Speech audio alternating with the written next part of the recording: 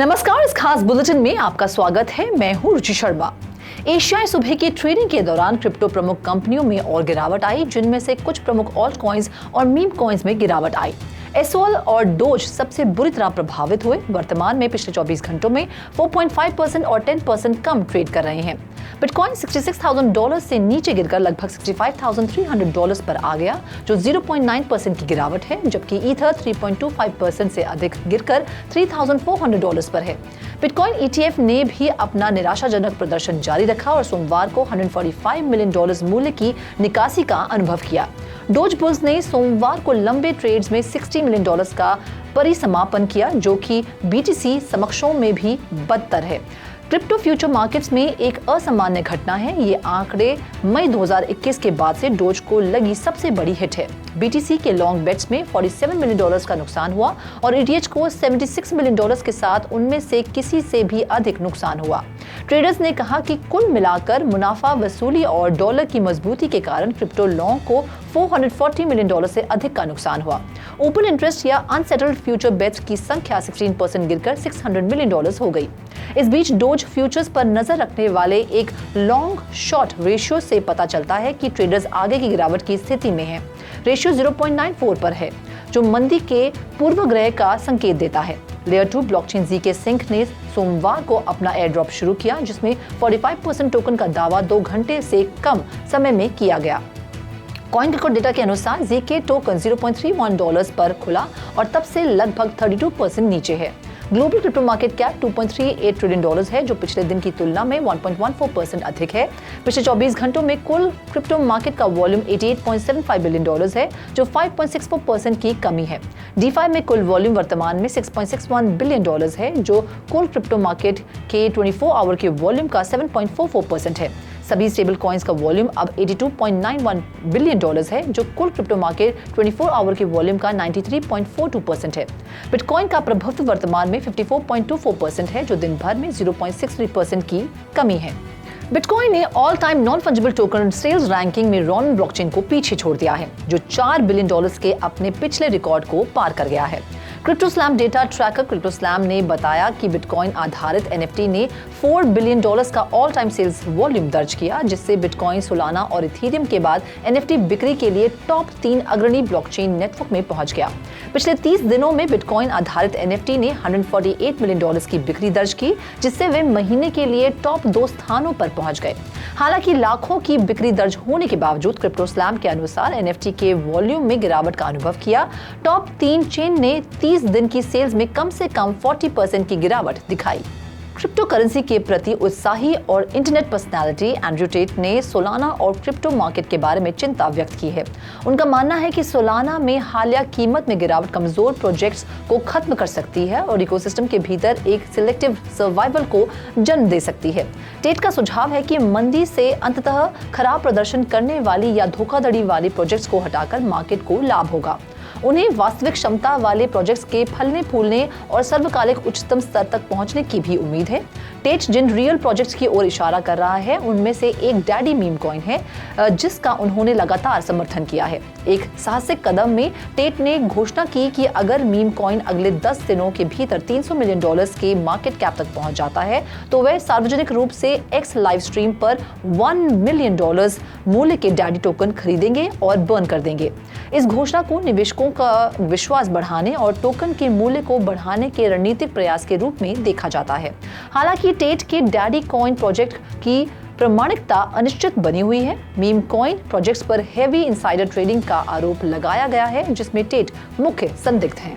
Bloomberg के senior ETF analyst Eric बाल्चुनाज ने spot Ethereum exchange traded fund की launch तिथि की अपनी भविष्यवाणी को संशोधित कर 2 जुलाई कर दिया है।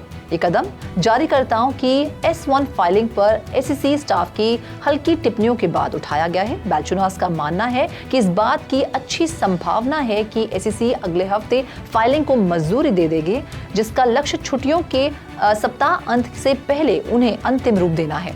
SEC ने पिछले महीने 8 स्पॉट ईथर ETF के लिए 19B4 फाइलिंग को मंजूरी दी थी, लेकिन ETF लॉन्च होने से पहले अभी भी S1 फाइलिंग को मंजूरी देने की जरूरत है।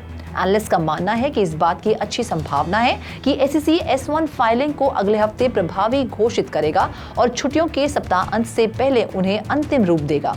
उन्होंने स्पष्ट किया कि उनका पिछला ओवर अंडर 4 जुलाई को था और ये संशोधित प्रेडिक्शन कोई बड़ा बदलाव नहीं है। उन्होंने कहा कि एक बार S1 फाइलिंग स्वीकृत हो जाने के बाद ETF आमतौर पर अगले दिन लाइव हो जाते हैं। कॉइनबेस ने एक pre launch crypto futures market launch किया है जो यूजर्स को टोकन के फ्यूचर कॉन्ट्रैक्ट्स का ट्रेड करने की अनुमति देता है जो जल्द ही एक्सचेंज पर सूचीबद्ध होने वाले हैं। ये बाइनेंस, बायबिट, बिटगेट और OKX जैसे अन्य केंद्रीकृत एक्सचेंजेस के नक्शे कदम पर चलता है। कॉइनबेस इंटरनेशनल पर प्री लॉन्च मार्केट यूजर्स को स्पॉट एक्सचेंजेस पर आधिकारिक तौर पर शुरुआत करने से पहले टोकन के लिए परपेचुअल कॉन्ट्रैक्ट्स में संलग्न होने की अनुमति देता है। एक बार अंडरलाइन टोकन स्पॉट बाजार में लॉन्च होने के बाद ये कॉन्ट्रैक्ट स्वचालित रूप से स्टैंडर्ड परपेचुअल कॉन्ट्रैक्ट्स में परिवर्तित हो जाते हैं। संस्थागत निवेशक कॉइनबेस इंटरनेशनल के माध्यम से इस सुविधा का उपयोग करेंगे, जबकि रिटेल ट्रेडर्स कॉइनबेस एडवांस के माध्यम से इसका उपयोग कर सकते हैं। प्री लॉन्च मार्केट एसेट 50% की प्रारंभिक मार्जिन कैप के अधीन है जो अधिकतम 2x उत्तोलन के बराबर है। कॉइनबेस ने यूजर्स को प्री लॉन्च मार्केट से जुड़े अंतर्निहित जोखिमों के बारे में आगाह किया है, जिसमें कम तरलता स्तर, बढ़ी हुई अस्थिरता और मार्केट में उतार चढ़ाव के कारण लिक्विडेशन का बढ़ता जोखिम शामिल है। टर्नकॉइन ने क्रिप्टो करेंसी मार्केट करेक्शन के दौरान एक महत्वपूर्ण 58% वॉल्यूम सर्ज देखा, जिसने बिटकॉइन को $65,000 के थ्रेशोल्ड के नीचे रख दिया। टर्न की मार्केट वाइड टेंडेंसीज के प्रति प्रतिक्रिया उसकी स्ट्रॉन्ग इंटीग्रेशन टेलीग्राम प्लेटफॉर्म के साथ स्पष्ट करती है। कुल मार्केट गिरावट के बावजूद टर्न मजबूत ट्रेडिंग वॉल्यूम्स के कारण आगे बढ़ता रहा। इन्वेस्टर्स की बढ़ती रुचि और टर्नकॉइन की संभावनाओं में विश्वास वॉल्यूम्स के रीसेंट सर्च से प्रदर्शित होता है। टर्न अपने इकोसिस्टम के कारण एक भीड़भाड़ वाले क्रिप्टो करेंसी मार्केट में अपनी अलग पहचान बनाता है, जो एक विशिष्ट यूज केस और कम्युनिटी सपोर्ट प्रदान करता है। जैसे कि अधिक से अधिक यूजर्स और प्रोजेक्ट्स इसे टेलीग्राम एप्लीकेशंस के लिए इस्तेमाल कर रहे हैं। टर्न की डिमांड उचित रहने की संभावनाएं हैं। टर्नकॉइन ने मार्केट कैपिटलाइजेशन के मामले में डोज को पीछे छोड़ दिया है। T-Mobile और डॉयचे टेलीकॉम ने Web3 के लिए best public blockchain protocol solutions के लिए एक कंपटीशन लॉन्च किया है। 6 विजेताओं को उनके सॉल्यूशंस के लिए $100,000 प्रत्येक दिए गए, जो 5G का उपयोग करके Web3 को जीवंत बना रहे हैं।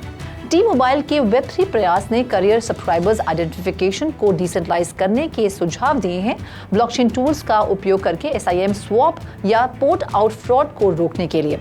डॉयचे टेलीकॉम, जो T-Mobile का मालिक है, ने घोषणा किया है कि वो एक्टिवली बिटकॉइन माइनिंग शुरू करेगा। T-Mobile कुछ समय से बिटकॉइन और लाइटनिंग नेटवर्क नोड्स चला रहा है और T-Mobile के Web3 इंफ्रास्ट्रक्चर और सॉल्यूशंस के हेड डर्क रॉडर ने पुष्टि की है कि ये जल्द ही डिजिटल मॉनेटरी फोटोसिंथेसिस में भाग लेंगे।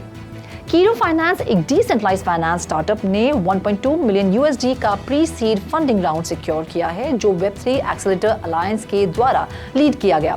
इस राउंड में escape velocity, CMT digital, Trident digital और ड्रूइड वेंचर्स शामिल थे। कीरो फाइनेंस, जो 2023 में स्थापित हुआ था, का ध्यान एक डिसेंट्रलाइज्ड क्रेडिट प्रोटोकॉल बनने पर है जो इमर्जिंग मार्केट्स एसेट ओरिजिनेटर्स को ग्लोबल इन्वेस्टर्स के साथ ब्लॉकचेन और स्टेबलकॉइन रेल्स का उपयोग करके जोड़ने पर केंद्रित है। स्टार्टअप का लक्ष्य इमर्जिंग मार्केट्स में क्रेडिट गैप को ब्रिज करना है, जो क्रेडिट मार्केट में बैंक्स के प्रभुत्व और उनके रिस्क अवर्स अप्रोच के कारण है। Real world assets traction gain कर रहे हैं क्योंकि ट्रेडिशनल फर्म्स क्रिप्टो में एम्बेडेड ऑल्टरनेटिव फाइनेंसिंग एवेन्यूज की तलाश कर रहे हैं। ये ट्रेंड ग्लोबल फाइनेंसिंग ऑप्शंस को ब्रॉड करता है और एनहांस एक्सेसिबिलिटी को बढ़ावा देता है। हालांकि रिजर्व बैंक ऑफ इंडिया ने क्रिप्टो करेंसी को लेकर आलोचनात्मक दृष्टिकोण अपनाया है। फाइनेंशियल सिस्टम्स के लिए सिस्टमिक रिस्क का उद्देश्य देते हैं। India peer to peer P2P crypto trading में टॉप 5 देशों में शामिल है। XRP ने बाइनेंस पर बिटकॉइन के मुकाबले 7% की वृद्धि दिखाई है, जो मार्च में 13% सर्ज के बाद इसका सबसे महत्वपूर्ण क्लाइम है। ये डीकपलिंग इस ट्रेंड को ड्राइव करने वाले मूल कारणों पर सवाल उठाता है, जहां मार्केट विश्लेषक रिपल के आसपास के महत्वपूर्ण कानूनी और स्ट्रेटेजिक डेवलपमेंट्स की ओर संकेत कर रहे हैं। रिपल का US securities and exchange commission के साथ चल रहा कानूनी मामला क्रिप्टो करेंसी स्पेस में एक महत्वपूर्ण कहानी बन गया है, जो टेराफॉर्म लैब्स के कानूनी मामलों से से तुलना करता है। एक अनुकूल रूलिंग की प्रतीक्षा XRP के मार्केट पोजीशन को मजबूत करने में मदद करती है, जो बिटकॉइन के मुकाबले इसकी रीसेंट आउट परफॉर्मेंस का योगदान है। विश्लेषक मान रहे हैं कि एक समाधान संभावित रूप से XRP के मार्केट प्रेजेंस और रेगुलेटरी स्टांस को पुनः प्रशस्त कर सकता है। इसके अलावा रिपल का स्टेबल कॉइन सेक्टर की ओर स्ट्रेटेजिक पिवट रिपोर्टेडली अपना dollar backed stable coin RLUSD launch करने की तैयारी कर रहा है, जो पहले कुछ मार्केट ऑब्जर्वर्स के बीच स्केप्टिज्म को जन्म देता है। बिटकॉइन ने फेडरल रिजर्व की पॉलिसी शिफ्ट के कारण तेजी से गिरावट देखी है, जो इन्फ्लेशन को कंट्रोल करने पर केंद्रित है और अर्थव्यवस्था को उत्तेजित करने से अधिक महत्वपूर्ण है। इसने क्रिप्टो करेंसी मार्केट को महत्वपूर्ण रूप से प्रभावित किया है, जहां बिटकॉइन $66,000 के नीचे गिर गया। मीम कॉइन्स जैसे बिटकॉइन, जो इन्वेस्टर एंथुसियाज्म और अबंडेंट लिक्विडिटी पर निर्भर करते हैं, इस शिफ्ट से विशेष रूप से प्रभावित हुए हैं। ये पॉलिसी एडजस्टमेंट विशेष रूप से स्पेकुलेटिव एसेट्स जैसे मीम कॉइन्स के लिए हानिकारक है, जो इजी मनी वाले एनवायरनमेंट्स में फलते फूलते हैं और जब इन्वेस्टर्स ज्यादा रिस्क अवर्स हो जाते हैं तब सबसे पहले बेच दिए जाते हैं। बिटकॉइन की गिरावट को सिग्निफिकेंट इनसाइडर सेलिंग ने और भी बढ़ा दिया है, जहां की होल्डर्स ने अपने बिटकॉइन होल्डिंग्स को बड़े मात्रा में बेच दिया, जो रिटेल इन्वेस्टर्स के लिए चिंता का विषय बन गया है। एक उदाहरण में बिटकॉइन टीम से जुड़े एक वॉलेट ने 5.43 बिलियन बियर को $1.13 मिलियन में बेचा। ये लार्ज स्केल सेल ऑफ संभावित रूप से अंतर्गत समस्याओं का संकेत देते हैं, बचे हुए इन्वेस्टर्स का विश्वास हिला देते हैं और बिटकॉइन के लॉन्ग टर्म वायबिलिटी पर संदेह डालते हैं। इस खास बुलेटिन में फिलहाल इतना ही। आप देखते रहिए $3 TV और ज्यादा जानकारी और स्टोरी से लॉग ऑन करें हमारी वेबसाइट www.3watchtv.io पर या फिर QR कोड को स्कैन करें।